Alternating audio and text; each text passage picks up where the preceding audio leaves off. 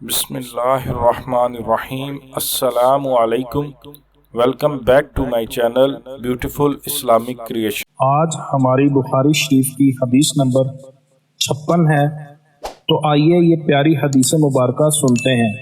حضرت سعد بن ابی وقاص رضی اللہ عنہ نے حضرت عامر بن سعد کو بتایا کہ رسول اللہ صلی اللہ علیہ وآلہ وسلم نے فرمایا، جو تو رضا الہی کی خاطر خرچ کرے گا اس پر تجھے اجر دیا جائے گا، حتیٰ کہ تو اپنی بیوی کے منہ میں لقمہ ڈال دے۔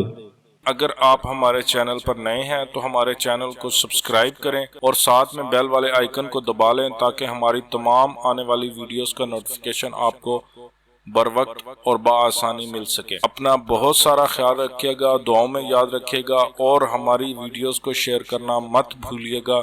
السلام علیکم ورحمۃ اللہ وبرکاتہ۔